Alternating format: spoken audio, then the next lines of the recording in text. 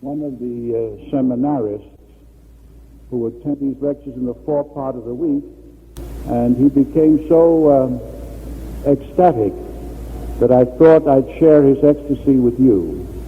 He says, we nature hygienists are the happiest people in the world.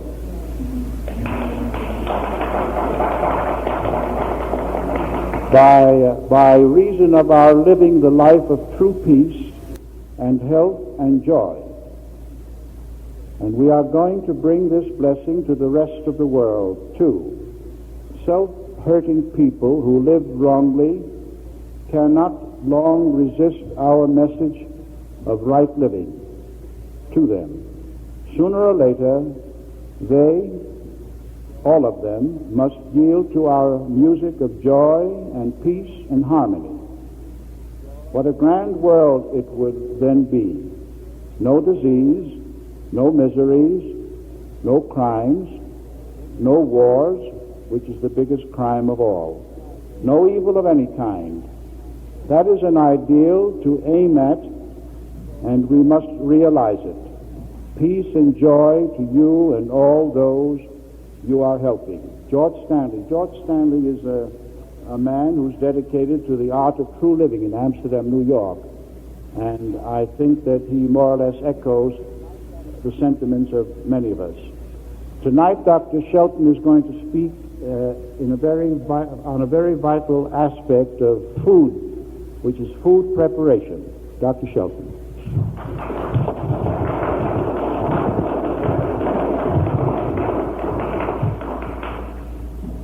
The next time somebody reads a letter from this platform that says that natural hygienists are the happiest people in the world, I hope you don't clap, because the rest of the world is miserable.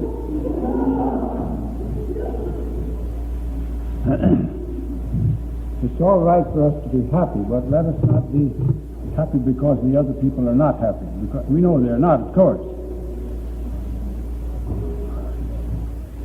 I'm supposed to talk to you about something that should not take place.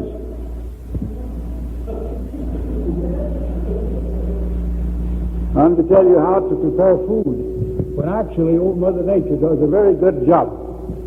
And when she finishes her products, we undertake to alter them in our so-called preparation.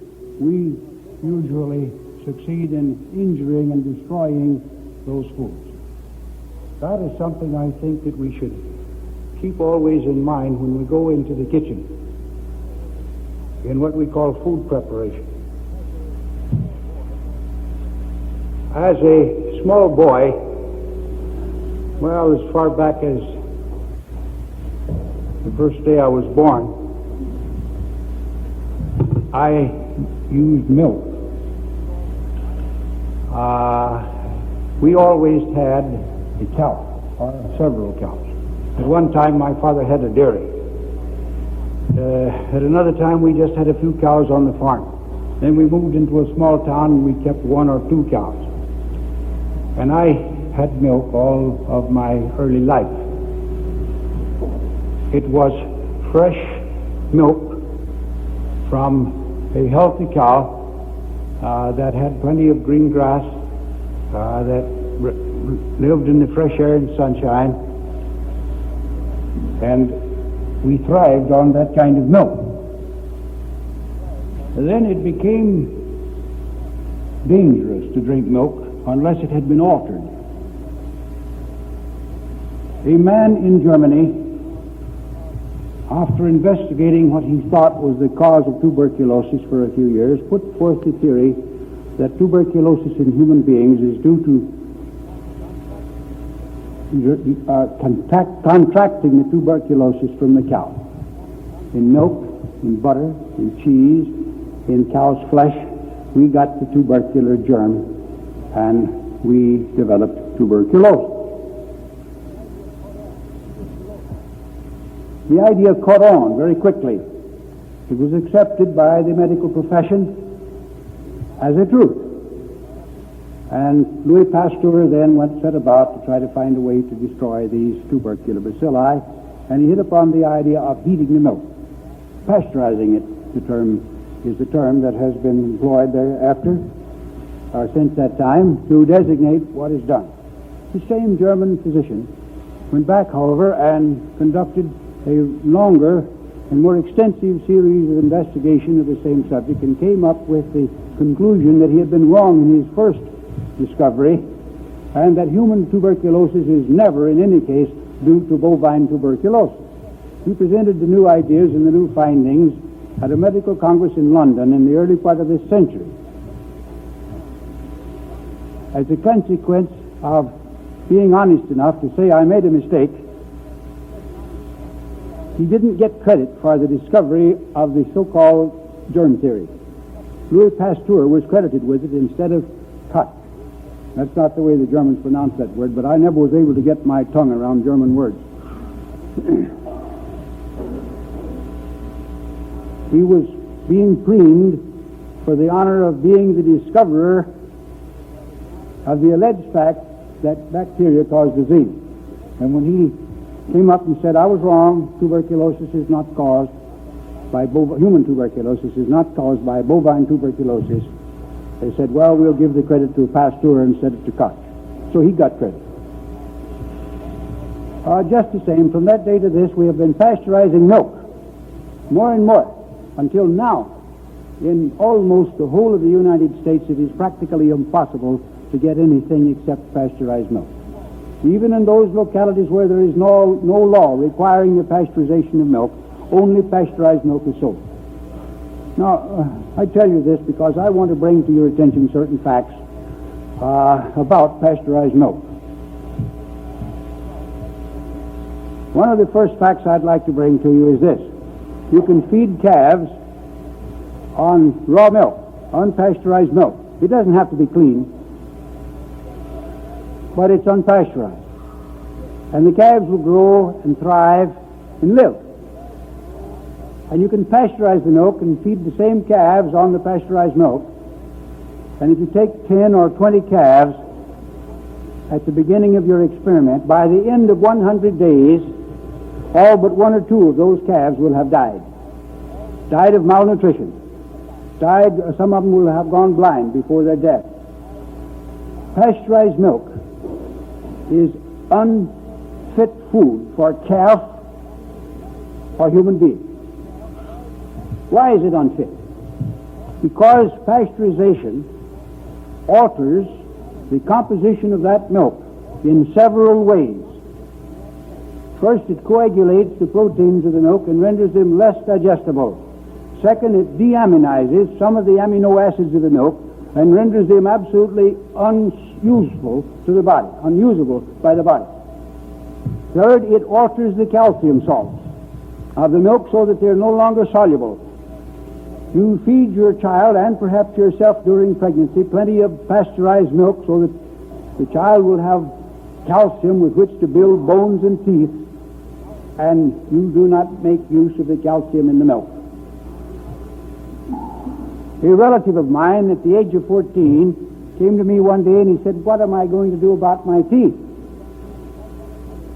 And he showed me his teeth. He had a number of fillings already and some more cavities, and he was only 14.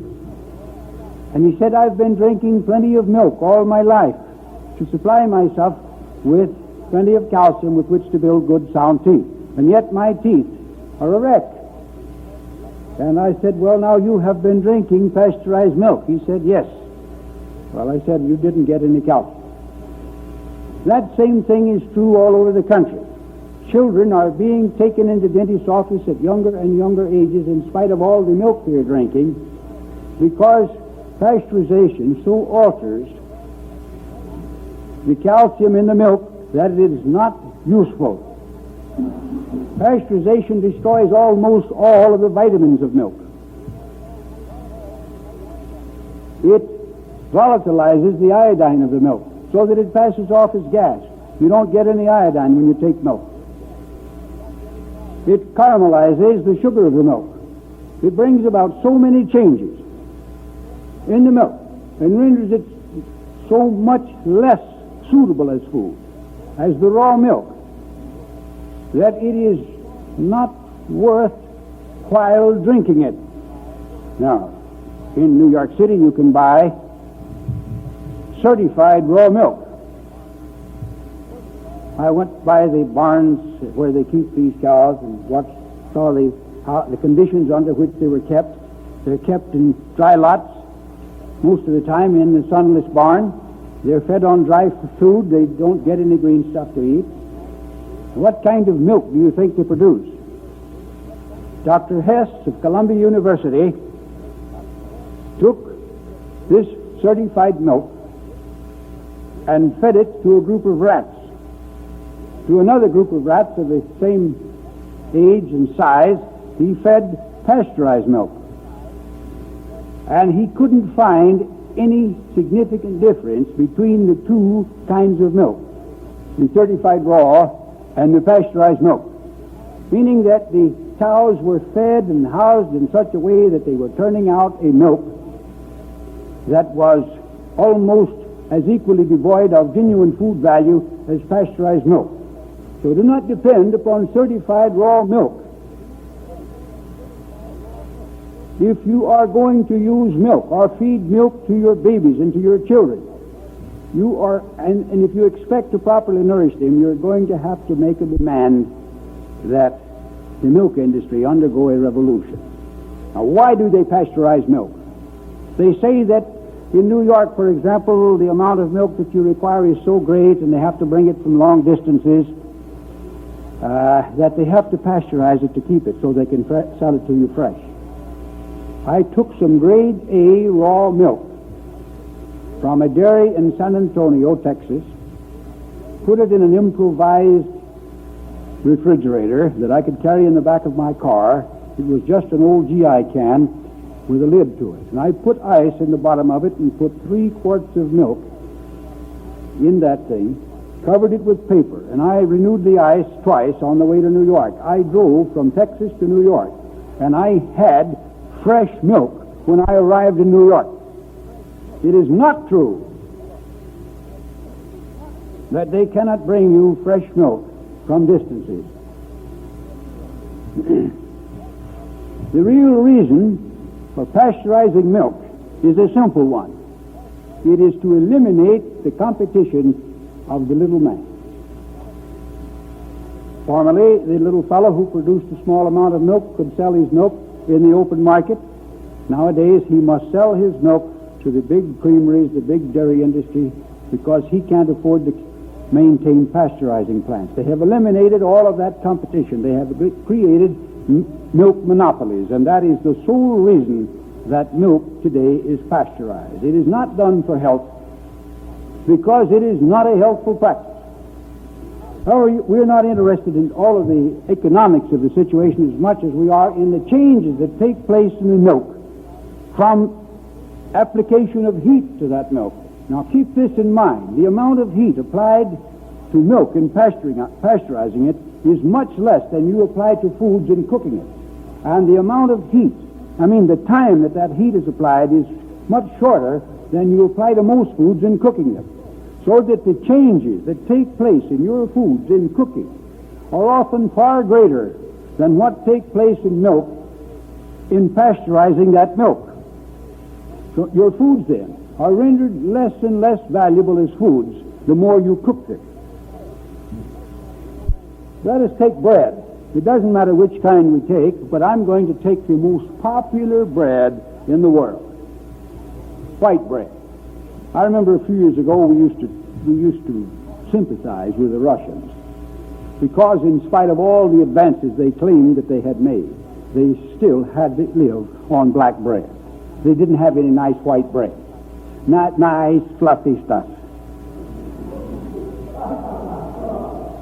It makes good paste, that white flour. It makes good paste to put wallpaper on the walls with. But as a food, the old saying is absolutely true. The whiter your bread, the sooner you're dead.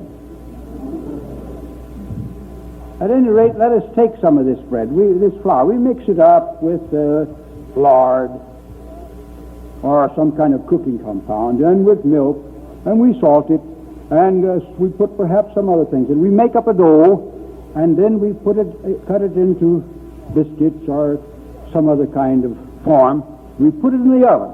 At the time we put it into the oven, it has a certain amount of food value. Not a great deal, but some. We started cooking. And after a bit of time, it begins to form a little crust on top, and it gets just a little brown. We leave it in a little longer, and the crust gets a little thicker and a little harder and a little browner. We keep it a little longer, and the crust begins to develop some black spots on it. This is charcoal. We leave it still longer, and it gets charcoal all over, and on the bottom side it gets nice and black. And if you leave it long enough, it gets to be one mass of charcoal. It's black throughout. If you make the oven hot enough and keep it in there a little bit longer, it'll catch fire and burn. But it is not necessary that we convert it to ashes for our purposes this evening. The point I want to make is from the time that dough becomes hot enough to begin to cook until it reaches the charcoal stage, every step of the way involves chemical changes that renders that bread less and less food and more foodless substance. Vitamins are destroyed. Of course, there are no vitamins in white flour except those that are put in there, the synthetic vitamins that are put in there to fortify it. Now, a woman scientist who is in the Department of Nutrition, right at the moment I don't recall her name, of the University of California, took some of this nicely fortified white flour a few years ago and fed bread made from fortified white flour to a bunch of rats.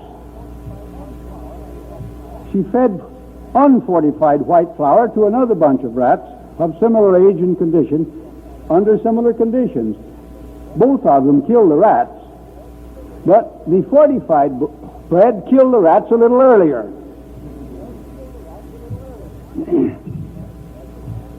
One of the troubles the rats developed was heart trouble before they died, which might help to explain, in part at least, why there has been such a great increase in heart disease within recent years. When we cook foods, we destroy food value. We destroy vitamins. We make changes in the starches and in the proteins. We alter the salts so that they're no longer useful to us. And the more we cook them, the less value they possess. Take that bread. When I served in the Army of Democracy back in 1918, that, you remember, I'm going to repeat it, that was the first time we made the world safe for hypocrisy. Oh, I beg your pardon, it was democracy we were working at. And we made the world safe for Hitler the first time and for Stalin the second time, you remember? At any rate, I served in the Army, and I got into the kitchen. This gave me an opportunity to get my food before the cooks destroyed it.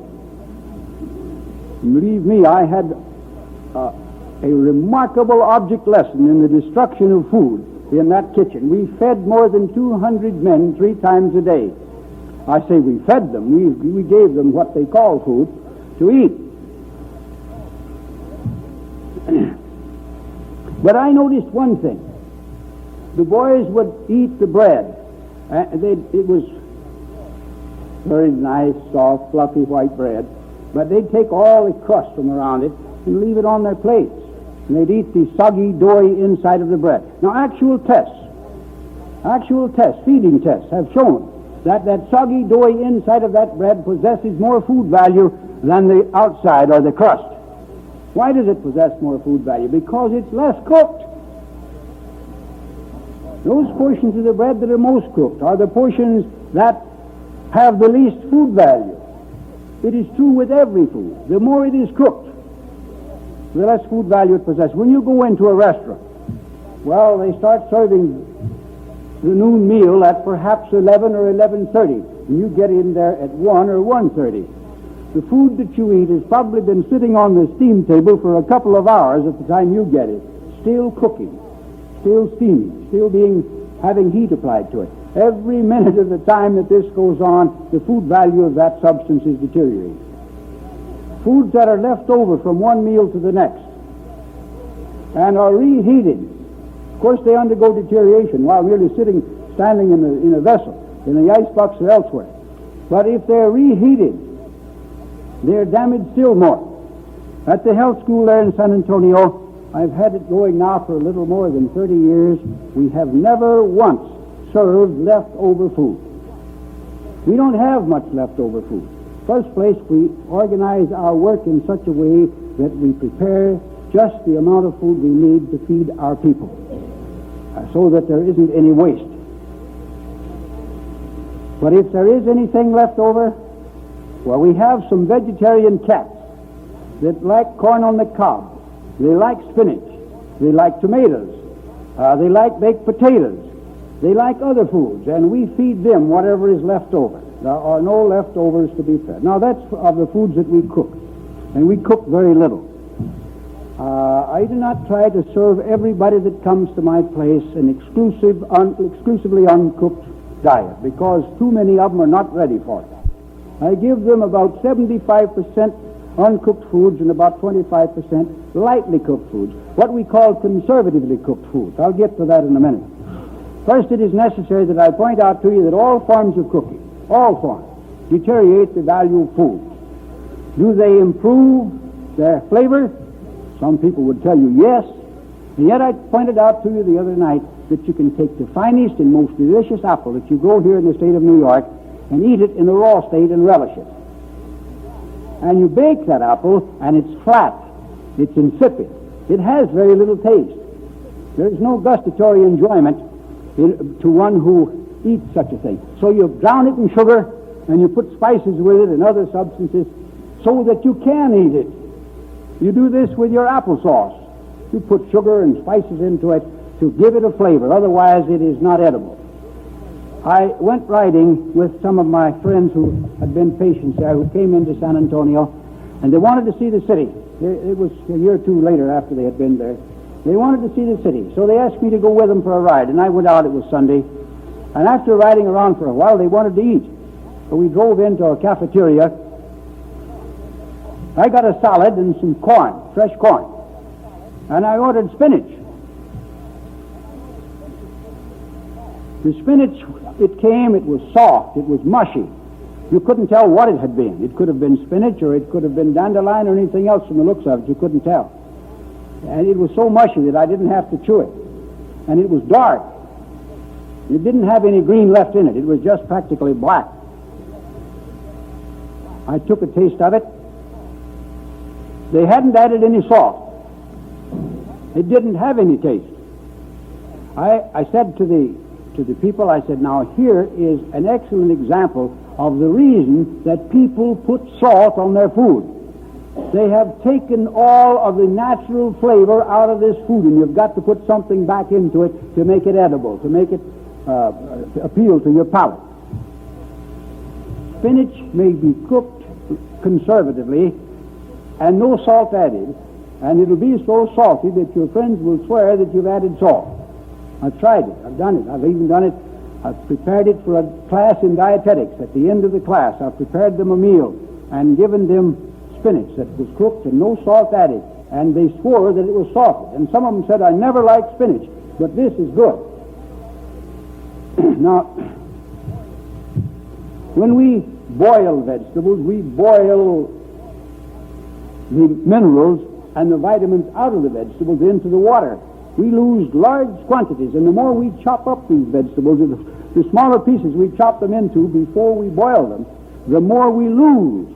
If we bake them, the minerals and vitamins run out in the juices into the pan.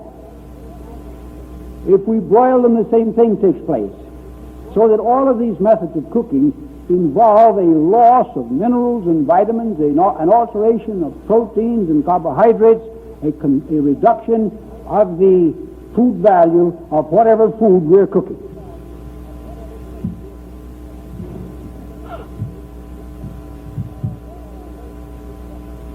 There are very few exceptions to that rule. If we want to eat an egg, and I never eat them, it's been about 43 years since I ate an egg. It's been 45 years since I ate a piece of flesh. And I'm very anemic, run down and underweight, and weak. I remember once Carlton Fredericks put forth this theory on the on the radio that vegetarians are weak and that they fall down. So I challenge Mr. Frederick to a test. I believe that I'm older than he is. I'll be 64 on the 6th of October. I challenged him to a contest to prove which of us meat eaters or us vegetarians, fall flat. First I said, let us have a physical examination, blood tests and everything to determine who is in the best condition. Let some of your meat-eating medical men make the test. Then following that, let us indulge in a little physical contest. We'll run, we'll lift weights, or we'll wrestle, whichever you choose. Mr. Fredericks declined the whole thing. He didn't want a test of that kind. He still says vegetarians are anemic. See how pale I am?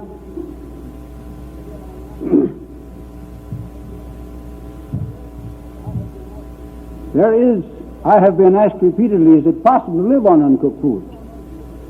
Mankind lived on uncooked foods for untold thousands of years before the discovery of fire. We don't know how long man's been on the earth. We guess that he's been here 1 million years. I could guess another guess, and mine would be as good as that one. But guesses are just guesses. And we guess that he learned to make fire about 20,000 years ago. And that still is a guess. But assuming that the guesses are accurate, it means that for nearly 1 million years, man lived on uncooked foods. Can he do it? He did. Many tribes in the earth still live on uncooked foods. And there are hundreds of thousands of people in these United States right now that live on uncooked food. At the turn of the century, we were very much frightened by the story that uncooked foods carry microbes. Lettuce in particular was just teeming with typhoid bacilli. And to eat raw lettuce was to invite typhoid fever. At the same time that warning was issued and people were told to avoid all uncooked foods, there were 3,000 raw fooders in Chicago alone. The demand for eating raw foods has continued and has grown until even today the medical profession will eat raw lettuce and raw celery. As a matter of fact, lettuce and celery is shipped over this country by the hundreds of carloads. You can get them in the hotels, you can get them on the trains, you can get them in the restaurants, and you have them in your own homes. And people eat them today without fear of typhoid. If you go across the border into Mexico, you're still warned in the same way. Don't eat anything raw. See that everything is thoroughly cooked, because if you don't, you're going to get some serious disease. Amoebic dysentery is the thing they warn you about most, and yet the raw fooders that I know in Mexico are the people who never have amoebic dysentery. And I know there are a number of raw fooders in Mexico. And I've eaten raw food in Mexico myself, and I've never had amoebic dysentery. I've eaten raw food as far south as Nicaragua. And I am still to have my share of amoebic dysentery. They tell you the same thing if you go to Alaska, if you go to China, if you go to India. My brother was a major in the Air Force during the recent World War. He was located in India for a while and in China for a while. There was one other man in his outfit besides him who lived on raw, not wholly on raw food, but largely on raw foods. And they ate the foods that they found in India, and they ate the foods that they found in China. And they were the only 2 men in the outfit who did not have amoebic dysentery. Every other man suffered with a dysentery. He went to Alaska after the war was over. He was stationed up there for a while, and they were warned in the same way. And the other man was not with him, and he was the only man in the outfit that he was with in Alaska who did not have dysentery. And he said to me, they're potato and meat men. All they eat is potatoes and meat. Well, we found out in the Civil War that a predominantly starch diet would produce dysentery.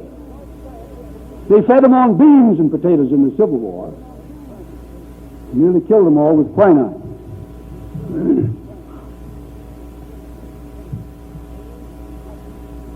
There is nothing to fear in eating foods uncooked.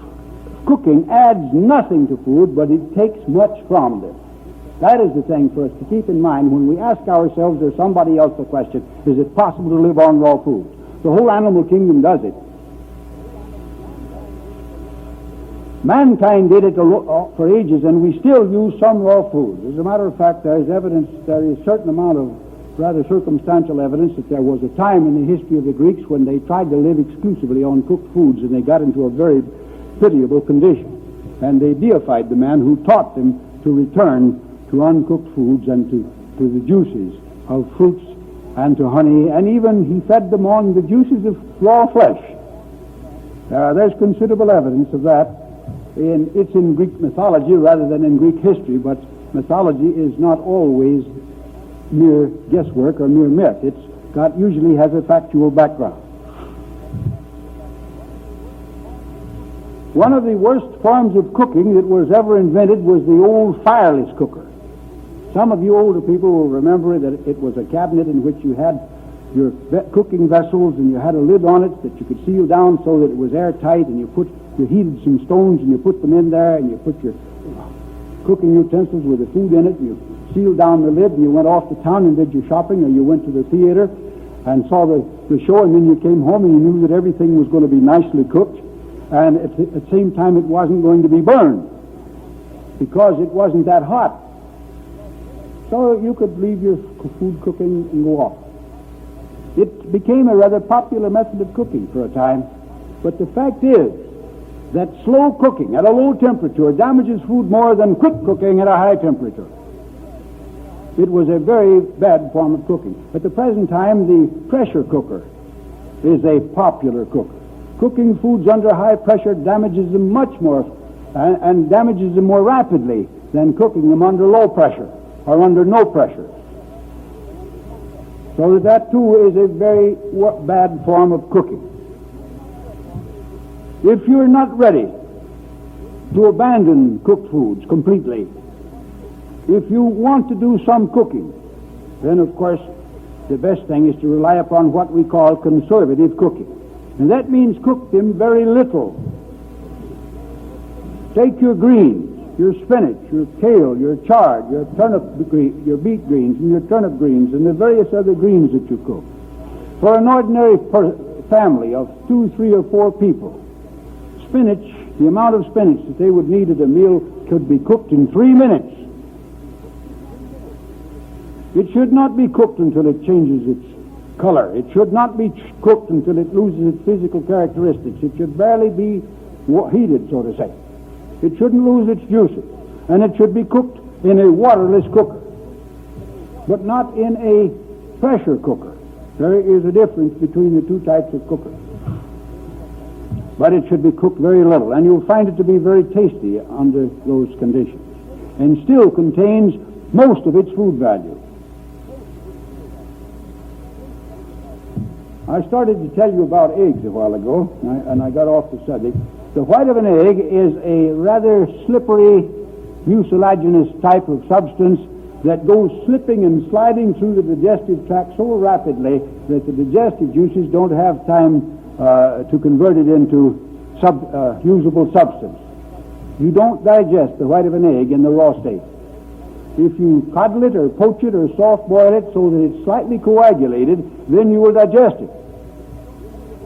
Now, I don't tell you to eat white of an egg. I don't tell you to eat eggs at all.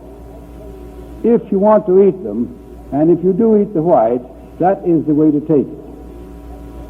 By no means beat it up in orange juice or some other type of juice, because it is a protein food. And the taking of acids with proteins interferes with the digestion of that protein. When you take acids into the stomach, I'm going into this more fully in the lecture on food combining. When you take acids into the stomach along with your protein food, the presence of the acids inhibits the outpouring of gastric juice for 2 hours or more, which means that you retard the digestion of protein. Retarded digestion favors putrefaction. Retarded digestion favors fermentation.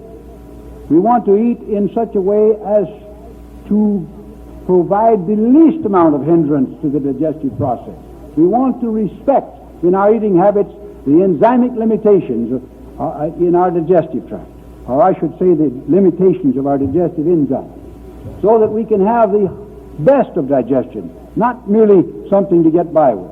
The American people are spending millions of dollars a year for Alka-Seltzer, Bellans, Pepto-Bismol, and various other substances of that kind to relieve their after-eating distress, brought on very largely by reason of the fact that they're eating combinations that no digestive tract in existence can digest efficiently.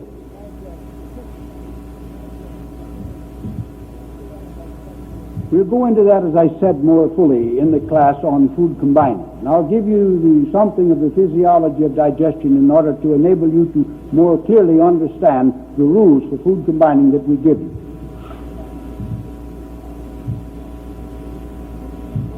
In cooking flesh, how many of you eat flesh?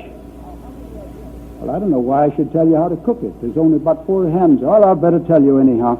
If there's that many of you that bury the carcasses of dead animals in your stomach every day or every other day, I better tell you how best to do it.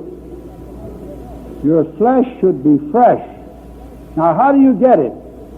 There's only one way to get fresh flesh, and that's to go out and kill your game yourself. If you buy fresh meat in the butcher store or in the meat market, it may be anywhere from a few days to several years old. It's embalmed. It's morgue meat. It's nicely embalmed. It's preserved with chemicals. It's been kept on ice, of course.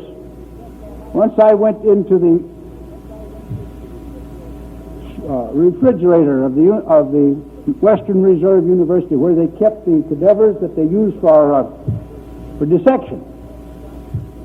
Professor Sassaman, the professor of anatomy there, took me in there to show me around. And he pulled out a few of the bodies and he pointed to some little white spots here and there on these bodies, and he said, "Do you know what these spots are?" It looked almost like little spots of snow. They were anything from the size of a quarter to larger than $1. And I said, "No, Professor, I'm afraid I'm not sure what those are." He says, "Those are colonies of microbes." Now, we keep these things in this refrigerator, and we keep the temperature below zero, not below zero, below freezing, and we have these things saturated with formaldehyde. And in spite of that, these colonies of microbes grow here on this stuff. Now you can imagine how fresh your meat can be under those circumstances. They grow. The meat undergoes a certain amount of putrefaction. Even though it is kept in a refrigerator, and even though it is embalmed, and even though there are chemical preservatives added, it does undergo putrefaction. So you don't get fresh meat. But it should be. If you're going to eat meat, it should be fresh. And then it should be either baked or broiled. It should never be fried, and it should never be boiled.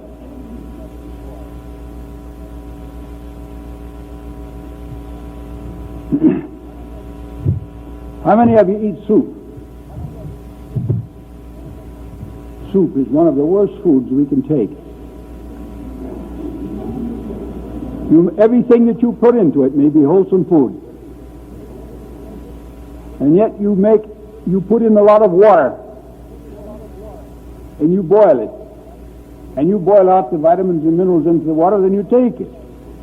But you are taking that food, what food you have there, along with a lot of water. And, of course, digestion is very poor. And then if you take other foods with it, it interferes with the digestion of those other foods. Any fluid taken into the stomach will dilute the digestive juices. It will dilute the enzymes so that you don't have enough enzymes and enough digestive juice to carry on digestion in a normal way. This is the reason we advise you not to drink with meals, nor after meals. Some of you think, well, I can eat this meal, and then after the meal I can have a drink. Or 2 hours after I eat a meal I can have water. And that is not a wise practice either, but we'll go into that more fully when we come to the lecture on how to eat. Of course, I'm going to tell you people how to eat, and every one of you assume that you already know how. You know how you do eat anyhow. But there are many mistakes in our modern eating habits. We are inclined to think that we eat today like our ancestors ate, and that our ancestors ate like we did. And yet the further back in human history we look, watch, and study human eating habits, human eating practices, the more conscious we become of the fact that modern eating practices are really modern. They are less than 200 years old. We commit many mistakes in our conventional eating practices. Soup, we like to thicken it with tapioca or with starch or with some substance of that kind. Soaked starches do not digest. Starches that are soaked so that they take up a lot of water, and they're saturated with water, you can take them into your mouth and chew them and chew them and chew them until they become blue in the face, and they will not increase in bulk because they do not excite the flow of the salivary juice, nor the flow of the salivary enzyme, and they do not undergo digestion. Take a dry starch and chew it, and the longer you chew it, the more bulky it becomes because it absorbs a lot of saliva, and it fills up with the saliva and becomes more bulky. But also there's a lot of enzyme poured out upon it, and if you keep that dry starch in your mouth long enough, it'll become sweet because the process of digestion, that is, of converting that starch into sugar, begins right there in the mouth. So when you thicken soups with starches of any kind, from any source, you make a serious mistake when you prepare yourself for indigestion, which calls for some of that effervescing stuff that they sell under the name of Alka-Seltzer. I'm not advertising Alka-Seltzer, by the way. I'm trying to point out to you that if you live sensibly, you don't have to spend your money for drugs. If you don't live sensibly, the drugs won't help you anyhow. They'll give you a few minutes of respite from your discomfort, but they don't save you from the ultimate consequences of your violations of the normal conditions of life. I remember when Rudolph Valentino died. I was on the staff of the New York Evening Graphic at that time, and I had a page each day, a column rather, each day in the Graphic. And I watched that case very carefully. Mr. Valentino had been suffering for years with digestive troubles. And upon advice of his physicians, he had been taking, after each meal, some baking soda. Well, now, baking soda is one of the ingredients in Alka-Seltzer. The other is aspirin. It's a combination of aspirin and bicarbonate of soda. He had been taking bicarbonate of soda following each meal for a number of years because he was eating in such a way that he was suffering with gas and sour eructations and distress after each meal. Instead of teaching him how to eat to avoid the suffering, the eructations and the gas and the acidity, they said, just take some baking soda. So he continued it until finally he came down with an ulcer of the stomach. So what do you do when you have an ulcer? Well, you remove the ulcer with an operation. Mr. Valentino was hospitalized there in Brooklyn, and an operation was performed. They had several physicians and 9 nurses on the case. Now that's enough to kill anybody. I remember in World War I we used to have that song about being in love with a beautiful nurse. I don't want to get well, I don't want to get well, I'm in love with a beautiful nurse. But 9 beautiful nurses is just too many. They told Mr. Valentino, yes, it'll be all right. Here he is, lying here in bed, suffering with an ulcer of the stomach, just has an operation, and he's not healed. It's all right, you can smoke. You see? They never think that it is necessary to make any corrections at all in the mode of living of the individual. You can just do anything you want to do. You can eat as haphazardly and as indiscriminately as it is possible to do. You can practice all the bad habits that we in civilized life have cultivated. And in America, we have all the bad habits of all the people of all the earth. The Indians only had tobacco. They just had one drug habit. We traded them firewater for their tobacco. It was like 2 bums sleeping together. One had the cooties and the other had the itch, and they traded with each other. Then we went to Arabia and got coffee, and we went down into South America and we got cocoa and chocolate. And we went to China and we got opium, and to India and we got tea, and we brought all the drug habits of all the earth into America, and we cultivate all of them. Not being satisfied with these, we made up some more in what we call soft drinks. And they call them soft drinks only because only soft saps drink them.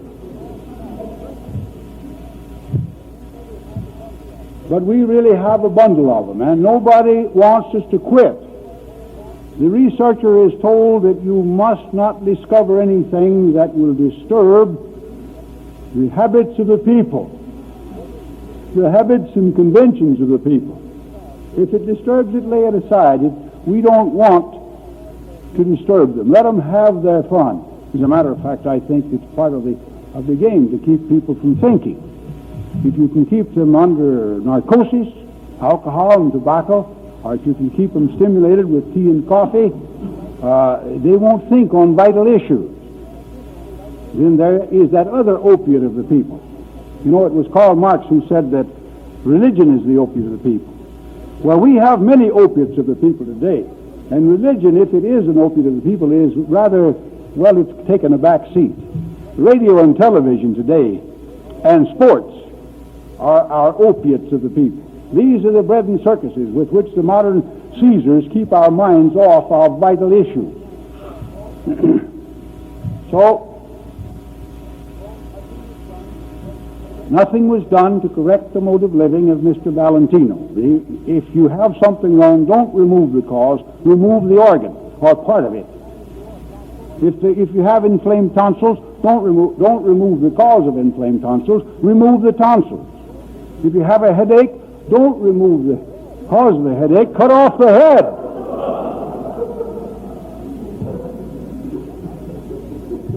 I guarantee you that when the head is removed, you'll never have another headache.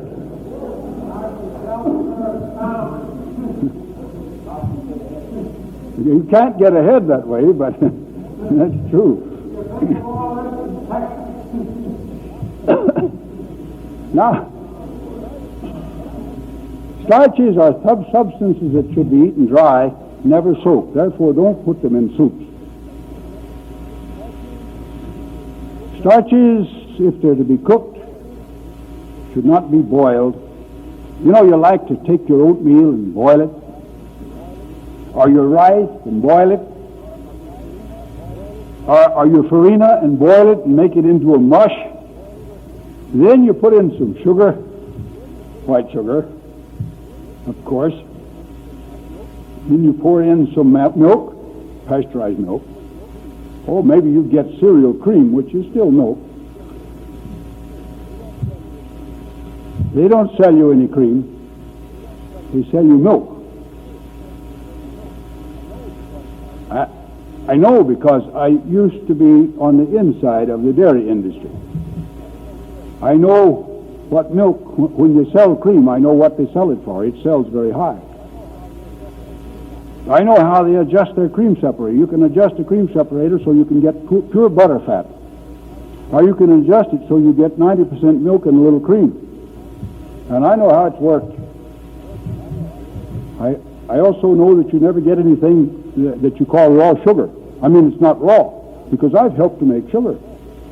I've helped to harvest the cane. I've carried it to the mill. I've helped to cut it into pieces and press out the juice and help to make the sugar and the molasses, the syrups, and all the things that we get from the cane. I know that it's not raw. And I know that the so-called raw sugar doesn't have all the value that we like to attribute to it. I know that your syrups and your blackstrap molasses and all those things that some of the lecturers make so much fuss about has been subjected to long periods of boiling in the process of making them, in reducing them, in taking out much of the water so that you can make a syrup rather than having a juice, so that they do not have the value that you're told they have. And I know, too, from having used these things in my childhood, I gave them up years ago. I know from having used them that there are very few things that you can eat that can cause more gas and distress than molasses.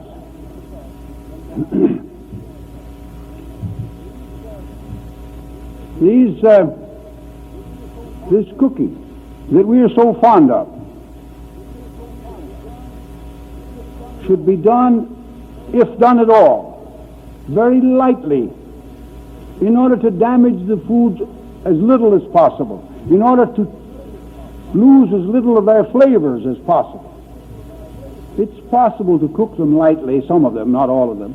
It's possible to cook them lightly and have them so that you can relish them without the addition of salt and pepper and sugars and spices and other things to provide a taste that you have already cooked out of. Oh, Mother Nature packs her foods with savors of various kinds, and you spoil them in the cooking process. Suppose you're going to cook a potato. Now, I haven't found anybody anywhere in the United States that knows how to bake a potato. Everywhere I go, if I order a baked potato, I get a gooey, soggy something that has no taste. And chiefly, this is due chiefly to the fact that they insist on getting large potatoes. A large potato will not bake well. If you want to bake potatoes, get an egg-sized potato. Get an egg-sized potato, and it'll bake nicely. You'll get a nice, mealy, tasty potato without that soggy, gooey appearance and taste that doesn't have much taste, as a matter of fact. You can eat a properly baked potato without adding butter to it, but you can take these other kinds, and if you don't add something, they just don't appeal to your sense of taste. You want to cook your carrots. Now, they're better raw. They're tastier raw. They have more food value raw, but you want to cook them. So you cut them up, and you cut them in strips, or you dice them, and you put them in the pot, and you boil them, and you boil them, and you boil them. And by the time you get through with them, all the food value is in the pot, and you eat the husk. Take your carrot and scrub it with a brush. Get it clean. Leave it whole. Cook it in the skin. It'll be 100 times more tasty, and it'll contain most of its food value with a minimum amount of loss. The same with a squash. I went into a place the other day, and they had squash on the menu, and I said, well, what about this squash? Is it young, tender squash? No, it's big things. We cut it into small pieces to cook it. I said, well, I don't want any squash. When I buy squash, I buy only small squash, little fellows. Still young and tender, still full of vitamins. Every part of it is edible. Every part of it is digestible. The cellulose in that squash has not reached the indigestible stage. The seeds are still unformed. I cook that squash whole. I don't cut it up. I put it in a vessel whole and cook it whole. It only takes a few minutes. And it is 100 times tastier without the addition of anything. You don't have to add salt to that squash or butter to it. You can eat it just like it is, and it's tasty. Beets the same way. Turnips the same way. Now, I don't advise the eating of onions. Some of you do eat them. If I were cooking onions, I would cook them whole. I wouldn't cut them up in small pieces and then cook them. I would cook them whole, and they're very sweet. Even the most fiery onion that you can buy will be sweet under those circumstances. Of course, the mustard oil in the onion evaporates in the cooking process. The reason for not taking onions largely is the fact that they're abundant in mustard oil, which is an indigestible substance and a highly irritating substance that is eliminated through the kidneys. And I'm convinced that the eating of onions, garlic, leeks, chives, scallions, and things of that kind containing this mustard oil, eating them in the raw state so you get a lot of that mustard oil, I'm convinced that it is one of the causes, not the cause, but one of the causes of kidney trouble. I've seen something else. I've seen many women who could eat an onion, and within half a day after they ate the onion, they would have burning and irritation of the opening of the vagina. And every time they ate an onion, it would do that. If they did not take onions in their diet, they would not have that irritation. This only indicates to me that this type of substance these substances that are rich in mustard oil are not suitable for human consumption. But the oil is evaporated in cooking. And if you cook it very lightly and cook it whole, and then you relish it.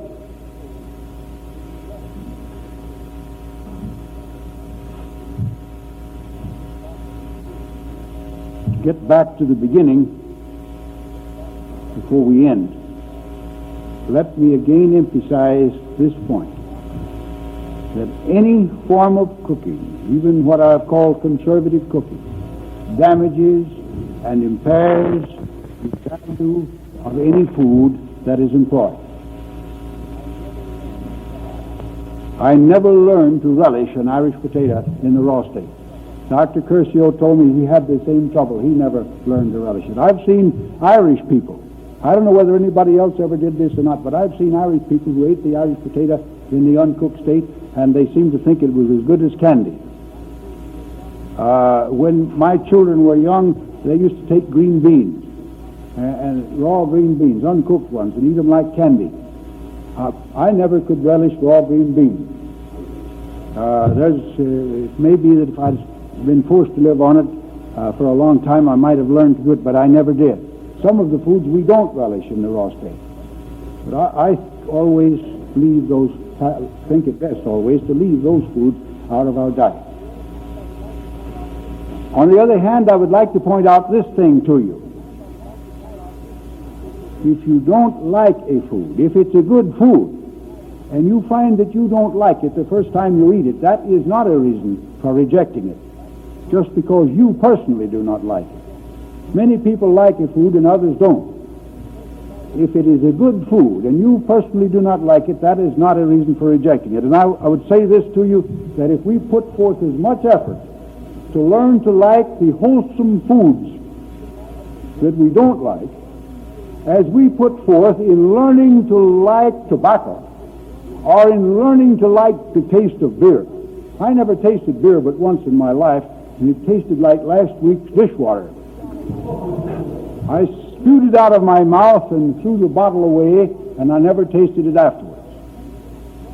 But people make such strong efforts to learn to like these things. I experimented with tobacco when I was a little fellow, and I told you the other night some of my experiences with snuff. I experimented with chewing tobacco and with cigarettes and with cigars and with a pipe. I never got to the point where I didn't get sick.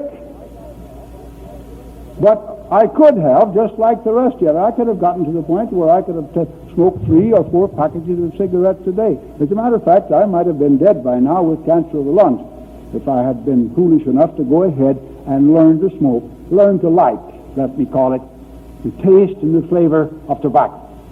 But I never did. I didn't put forth the effort that is required to beat down the protests of my natural instincts and to pervert them so that I could like the flavor and taste of tobacco. But if we just would put forth the same kind of effort in learning to relish the wholesome things of life that we do in learning to think we like the unwholesome things, there is hardly anything that is wholesome that we could not learn to relish in any state that would be best for us. I have seen people in the South, down there where we had a lot of malaria when I was growing up. I never had malaria in my life, and I used to sleep outdoors all summer, and I was just bitten thousands of times by the malarial mosquitoes. And for some reason or other, they didn't give me malaria. But I saw other people have malaria time after time, and quinine, was the great remedy and also the great preventive. Of course, it didn't prevent and it didn't remedy, but it was supposed to do that. We learned in the Civil War that it would neither prevent nor remedy diphtheria. Malaria. We fed, in the northern armies, we fed quinine to the soldiers with their meals. We fed it to them in large doses, and they still had malaria in great numbers. And then we increased the dose when they got the malaria, and they died like rabbits. We knew at the end of the Civil War that quinine would neither prevent nor remedy malaria, and yet we still talk about quinine as the great preventive.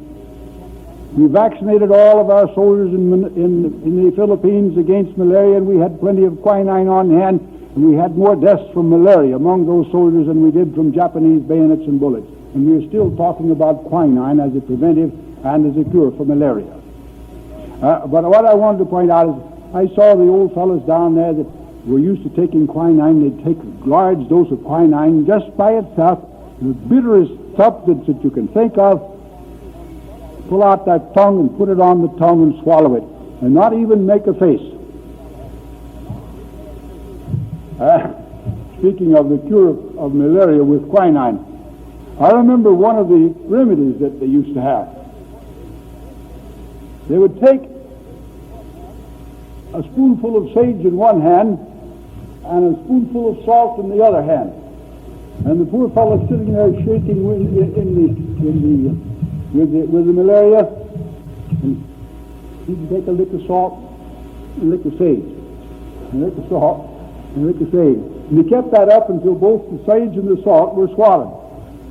Actually, I saw as many recoveries from malaria follow that kind of program as follow the taking of quinine. And I'm sure that as bad as these two substances are, they are not nearly as damaging as that protoplasmic poison, quinine. But these men had taken so much quinine they could take it just as though it was candy. They seemed to relish it.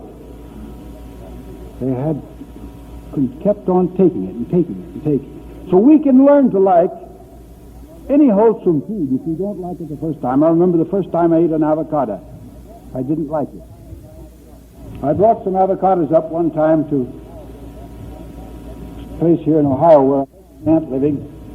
I was really taking the avocados on to New York with me. I had them in my car. I was going there to lecture, and I wanted to have them to eat. And I was talking about avocados to my aunt and her family, and they had never heard of them. So I went out to my car and I got some ripe ones and took them in, and they each took a bite of avocado. And they said it tastes like a mouthful of lard. I didn't like avocados the first time I took them either. And the first time I ate a stalk of celery, I didn't like it. And I don't like the celery we buy nowadays. Celery is getting worse and worse if our agricultural methods are not changed soon for the better. The time is rapidly approaching when we aren't going to have anything that's tasty to eat. Even the fruits are reaching that point in their deterioration where they don't taste good any longer. It isn't my sense of taste. I find that with everybody. They're all complaining about it all over the country. They're complaining about the taste of the fruits and the vegetables. We're over-fertilizing them with commercial fertilizers. And in California in particular, they're over-irrigating. So you get a plum that should be a nice, like the Santa Rosa plum. It should be a nice, sweet, very tasty plum. When you get it, it has a watery taste with no sweetness in it. It's watery. They over-irrigate.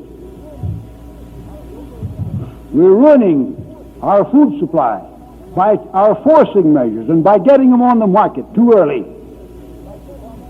In other words, the food industry has become just that, an industry seeking profits, and it cares not a whit about quality. It only wants quantity, and to get it on the market, in a hurry.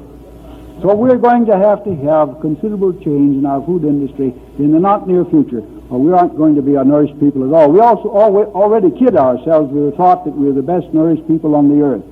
It's true enough that we eat more than anybody else, but we're eating less food, genuine food, than the other people. We're taking in a lot of bulk that has no value.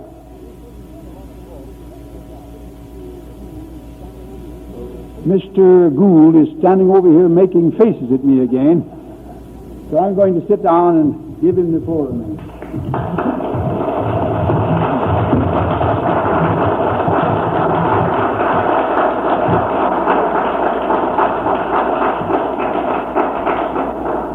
I think I can sum up Dr. Shelton's wonderful lecture by saying that cooked foods are not what they're cooked up to be. Is that right? I want to bring to your attention the fact that we just have a very few copies left of what I consider to be one of the finest guides that Dr. Shelton has written on food combining, which, by the way, is his next subject tomorrow. I'm pretty confident that when he lectures tomorrow on this very salient subject, that there'll be no books left. So I urge you, when you go out to get one of these books, it's only $1, and I'm sure that you'll find it of everlasting benefit for yourself and family. We'll have a few questions now from the audience. All right.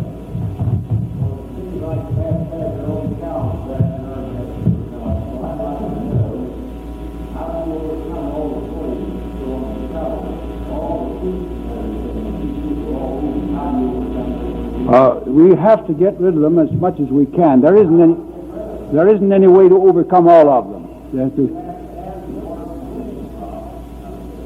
No, you don't have to have them in order to produce a crop. They're not producing them without them is the true statement. That they have to have them is another thing.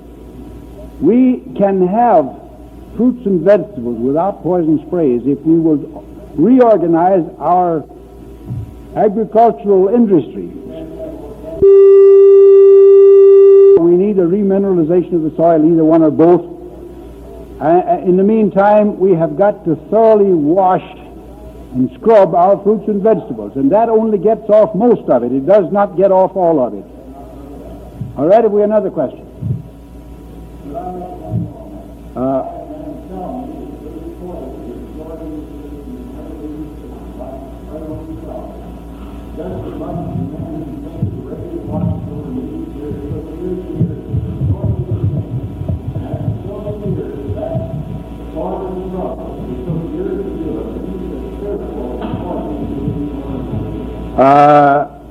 It's true enough that some of these sprays, some of these poisonous sprays are cumulative. It's also true that the body can eliminate some of it.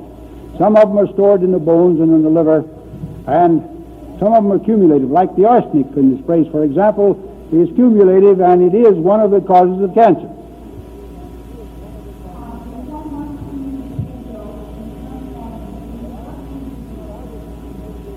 Well, if I were feeding egg yolk with juice, I would use a vegetable juice rather than a fruit juice.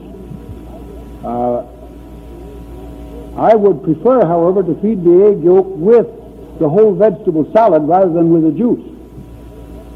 All right, have we another question? Yes.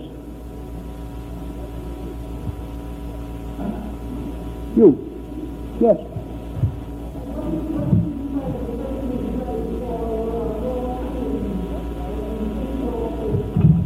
What would I say if he's ready for it? When he makes up his mind that he wants to live on an all-raw food diet, it doesn't require any necessary physical preparation. It's a mental preparation that you have to undergo. Some people are not mentally ready to take up a raw food diet. No, you don't have to have a purification first. You can just break off abruptly from your old cooked diet and go on the raw food diet. You don't need any transition diets or any preparatory fasts or anything of the kind. Any more questions? All right. Is there any value in what? Millet. Millet is a cereal. I do not class cereals as among the best articles of diet for human consumption. They make good foods for certain types of animals such as birds and horses and so forth, but they're not the best of foods for man. Among the cereals, millet is one of the best. All right, have we another question? Does everybody know all he wants to know?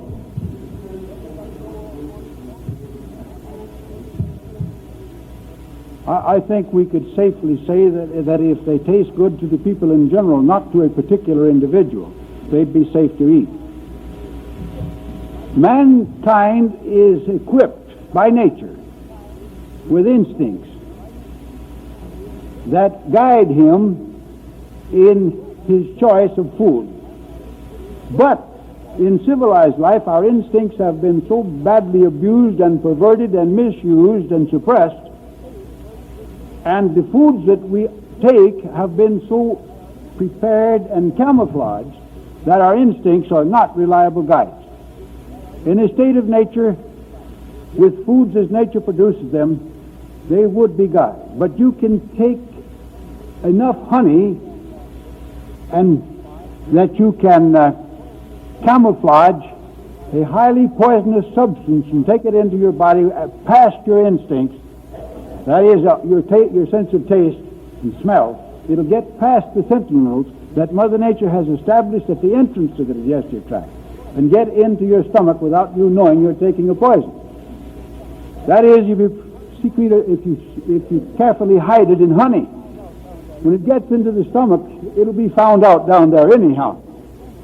But we are equipped, we were originally equipped, with instincts that were as reliable guides to man as the instincts of the animal are reliable guides to the animal. When we abandoned our instinctive life and began what we might call an experimental existence, we ran into a lot of trouble, and we're still experiencing that trouble. All right, have we another question? Yes.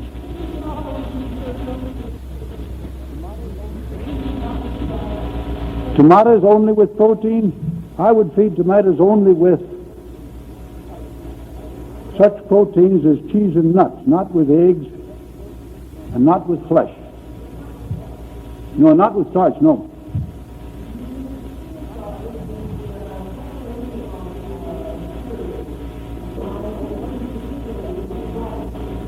Oh, I didn't finish that. Is that what you mean?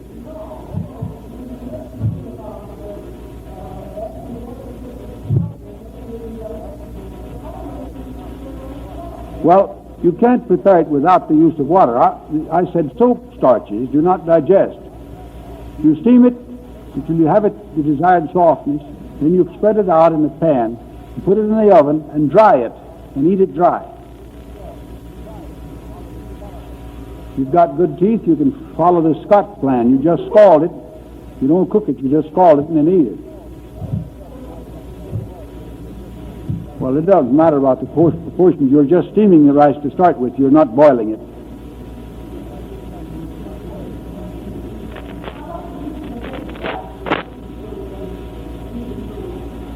A vaporizer in heating foods? I do not think that the use of a vaporizer would be of any advantage. You'd still have deterioration of food value in employing it. All right? I might point out at this point, too, that when you hash foods, when you dice it, when you shred it, when you cut it up into small pieces, or when you run it through a food chopper, when you pressurize it with a blender and things of that kind, you let the oxygen of the air to the food, and it oxidizes and it loses value. You can lose 70% of the vitamin C in lettuce, for example, in 60 seconds by running it through a food chopper and letting the oxygen of the air to the substance. I feed tomatoes at my place whole. I never slice them for the same reason. Sliced tomatoes and the vitamin C is soon all destroyed by oxidation, even at room temperature. We feed them whole. We feed lettuce. If we use head lettuce, we cut it in half or quarter it. We never cut it up in small pieces. We serve lettuce the whole stalk, not pieces of it. We do not cut that up. If we're serving carrots, we never shred them. We never shred anything, for the reason that the food does oxidize under those conditions, and it does lose considerable food value, and it loses flavor. All right, have we another question? Yes.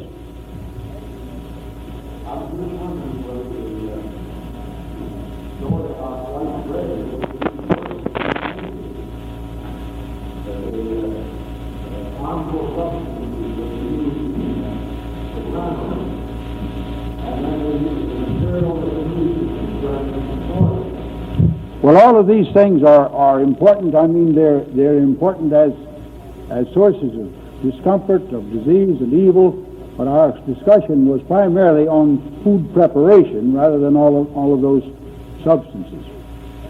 Have we another question?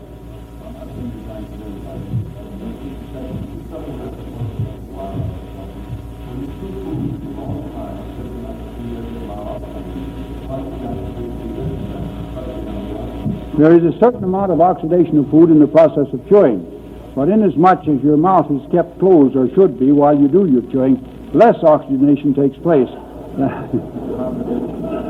You shouldn't talk while you chew.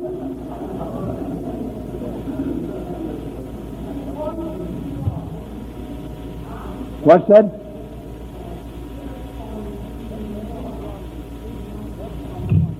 It depends on the stage of development of the corn whether it is starch. Young tender corn taken directly from the corn stalk and eaten right away has practically no starch in it. It's sugar. But within 24 hours after it's taken off the stalk, it undergoes quite a bit of change, and you've got a lot of starch in it. Well, I think we've answered all the questions today. We'll have some more tomorrow at 2:30. Thank you.